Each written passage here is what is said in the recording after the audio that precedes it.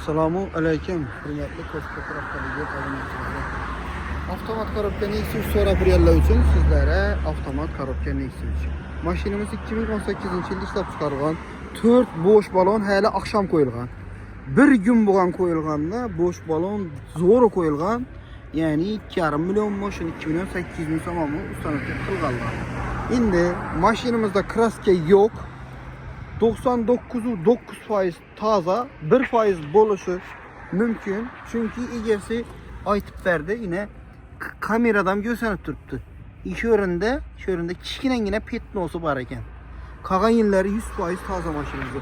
Mashinamizda tonirovka ruxsatnoma olingan, ya'ni 11 oy turibdi, 11 oy. 11 oy sroki bor. İçlerine keladigan bo'lsak, Malibu rul qo'yilgan, tez magnitofon qo'yilgan. Chexollar, yaxshi chexollar taqilgan, metan ustanovka qilingan. Xullas mashina haydashga tayyor, üzerimize yaqin bo'lgan odamning mashina narxini keladigan bo'lsak 95 million so'mdan narx qo'ydik. Naqd pul bo'ladigan bo'lsa, yana üstünde az-maz kelishib beriladi. Avtokredit, barter, liboy variant bor.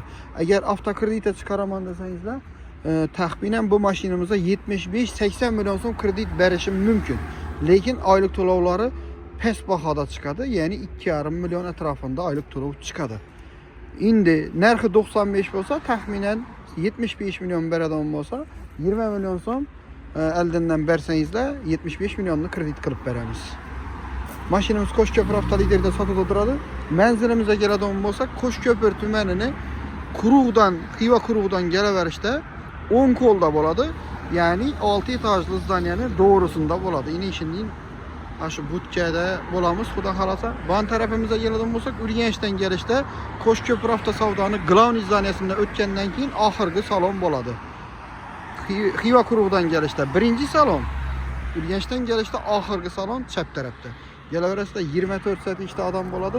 Kelib savdolashib olsangizlar bo'ladi. Bizda eng zo'r yeri mashinani egalari bilan savdo qilasizlar.